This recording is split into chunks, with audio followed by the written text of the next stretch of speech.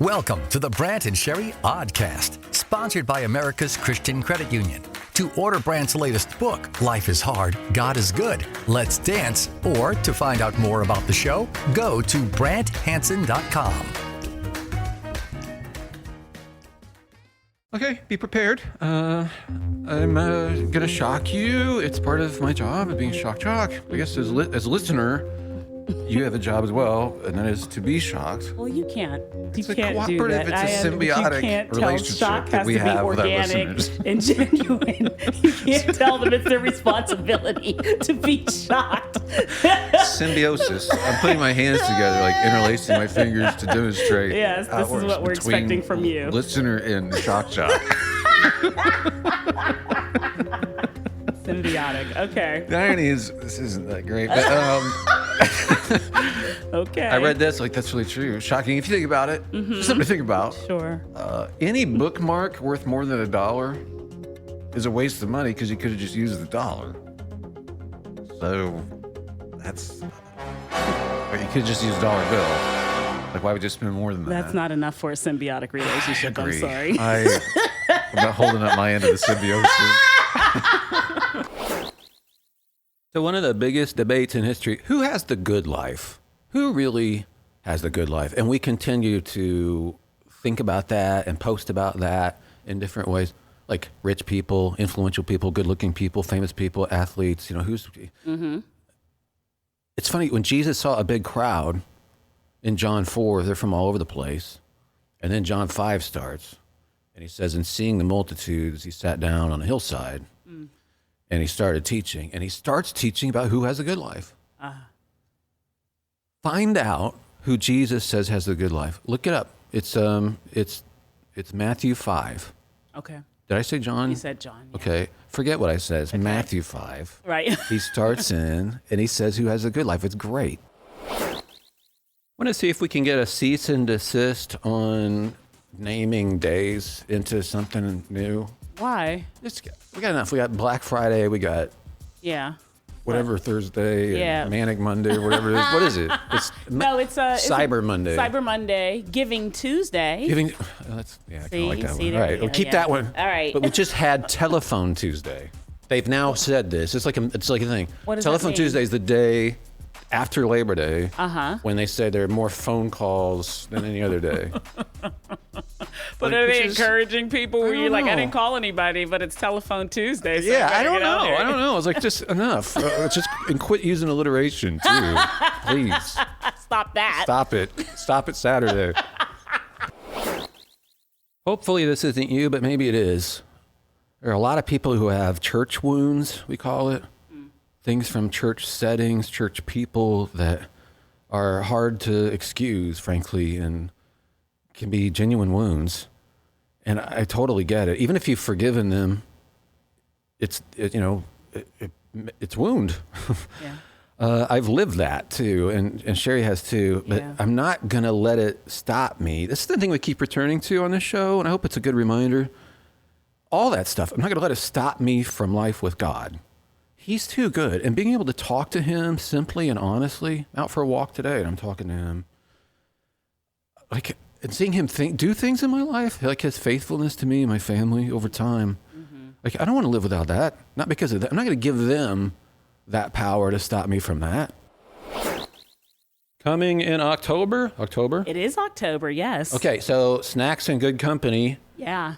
Sherry's podcast that she does, where she interviews people, and it's really good stuff. It's not going to be where it was. People will still find it a normal podcast. Yeah, place. and they told me that anyone who subscribed to it or had it coming to them, like downloading, all that stays the same, but it's integrated now with our platform. Okay. So it was on another podcast platform. It is now on our podcast platform. Okay. So that, I don't know if that matters to anybody, but I just want everybody to know that that change happened. And you may have to resubscribe. We'll let you know. But I'm very excited about it. I like being able to. It's not a weekly thing because I don't think I'd be able to keep that up with all the things that we have going on. It's a season. There's series of things that I talked about. So the first one was to young moms. The second one was to singles. And the next one coming up is going to be it's the title is Where Them Fans At. It is perimenopause and menopause. I just heard a lot of women talking about that. And I was like, you know what? Let's have a discussion about it. So it's going to be a lot of fun. That'll be a lot of fun. So that Brant's going to lead the discussion, and that's going to be so exciting. Okay, but if I can be honest, that's part of the issue. Is I think that I know that because I interviewed a lot of women and listening to it, doctors from a biblical perspective. Dr. Carol, she said she had you on her podcast one time. Very sweet. Therapists from a biblical perspective, all of that, to say this is what women are going through.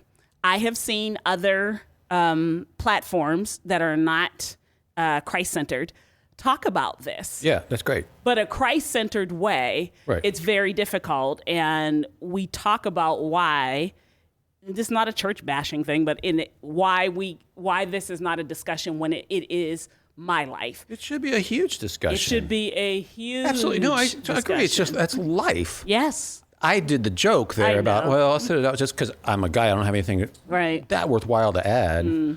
But I have been through this. I know. And I'm always willing to listen. Yeah. And have been. Yeah. So that's why I would ask guys not to kind of tune it out, because your wife may be going through, or your mom or whomever may be going through something and you don't know what this is. She seems maybe to be turning into a different person, or you're not sure what's happening, or the ways of being have changed. That listening to this may be able to help you empathize and be compassionate towards that woman that you love. There you go. Coming in October.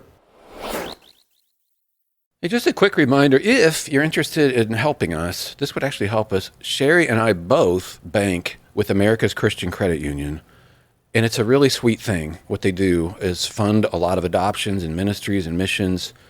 Very happy with it. And if you want to support the show, they're a sponsor, so if they see traffic coming from our show, they'll be like, hey, let's keep sponsoring that. And that's always nice. And if not, they should be like, forget it. Right. So if you go to BrantHansen.com, you can find out more. Scroll down there. Again, we can tell you we really love it. America's Christian Credit Union, and you'll find it if you scroll down at BrantHansen.com.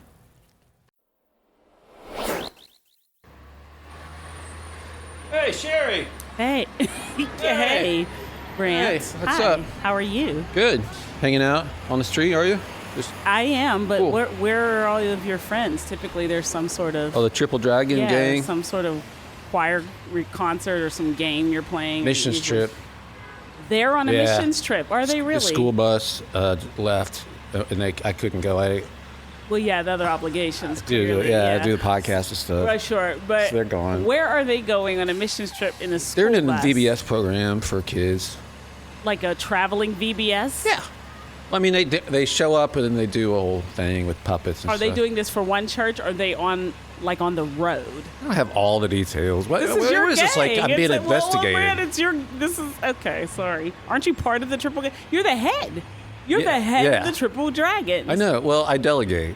Okay. I've been really good about that. I know leadership. It's not about I have to do everything. That's true. That's what good leaders do. That's right. That's right. I've been to a lot of seminars. I know. Yeah. Global leadership. So this is why you sent them. Right. Okay. Yeah. All right. Well, I'm glad we got all that hashed out. So that's why. Anyway, we're hanging out here on Dilemma Street. This is where we take your dilemma and we talk about it. And we're not professional counselors, so you can't hold it against us if we don't know what we're talking about. But, if you just want some friends to kick stuff around. You can, but it's not legally binding. Right. So we're hanging out on this street. Greetings, Brant and Sherry. This is from, let's call her Alexis. Okay. Picked an A name. Mm-hmm. Hope you are both well and that Cozy is busy being the goodest girl. She is. That's sweet. She's so good. She is a good dog. I approach you guys on Dilemma Street with a golden accordion for Brant. Thank you. And a chic bird-repelling hat for Sherry. Oh, I love that. Thank you. I know you are all not professional counselors, but I feel the need to figure out how to keep people from getting mad at me. Huh. Okay. I still feel the need to figure out how to keep people from getting mad at me. I know I can't control their feelings, but as a sensitive person, when I misunderstand context and what someone is saying or just hear them completely wrong, and they get mad and can't be patient with me, I feel very hurt. I try to be patient with others because of this, but I know I fail too at it sometimes. Isn't this something we're supposed to grow out of, or at least let it slide off our backs, knowing God is in control? Sorry, long note, but I thought of you guys as friends and need some wisdom. I think of you guys as friends. Wonderful. I'm going to ask Cherry to share. What's on her heart? And then right I think what'll happen is when she's talking, she'll say something. I'll be like, oh, then I can ramp on that. And then right now, I don't. So you're on the ramp side of this. Right. Okay. I need you to get it rolling. Okay. Then I'll jump in like I knew what I was going to say. All right. Well, let's. That's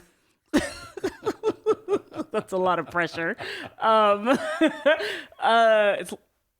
Well, I will say something that my mom has always said to me that I did not always appreciate. And I think we've said it here before. When she asked the question, how long?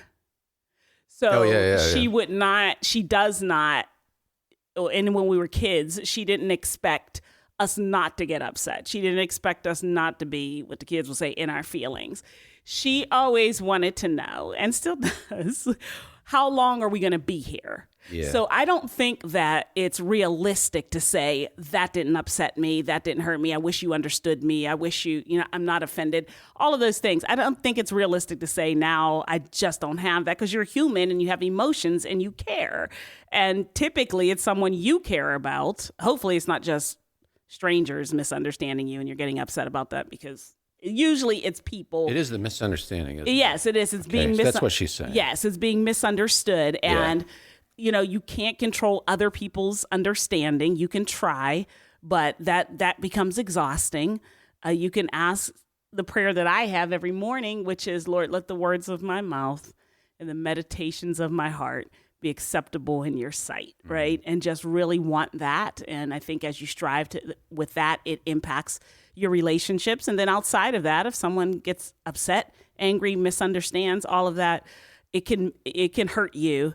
But I always let the question that my mom asked me ring in my head. Yeah. How long are we going to stay here? And that you do have control over. Yeah. And the misunderstanding, I also, everybody hates being misunderstood. Yes. Some of us, I think it's a bigger problem. Mm-hmm.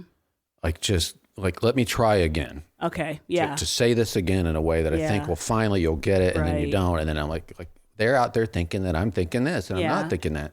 And then it feels insurmountable. Yeah. Yeah. It's just that I think that's what you're talking about here, quote unquote, Alexis. Mm-hmm. A lot of this stuff to me, just in life, I just keep returning to this. I'm sorry if I'm beating this drum too much, but it's about becoming the sort of person. Mm-hmm. It's indirect. Yeah. Right. So it's not just like, here's a piece of advice that'll fix that. Mm-hmm. But becoming a sort of person who is different. Yeah. And you just find yourself not reacting the same anymore. Mm-hmm. But it's actually not focusing on this like a laser as much as like what Sherry was saying, or focusing on other things, growing and abiding with Jesus, living with him, talking with him, being with God. Yeah.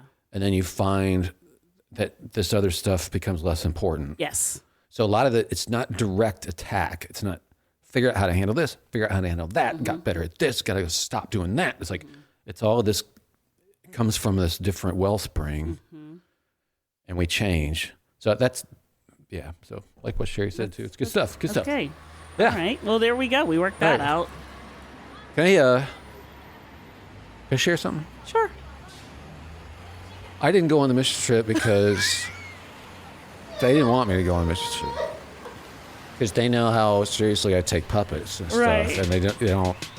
I get a little. That's an area for me, frustration. If you're not doing the puppets well. I was going to say, well, then the whole Alexis thing comes full circle. And I feel hurt.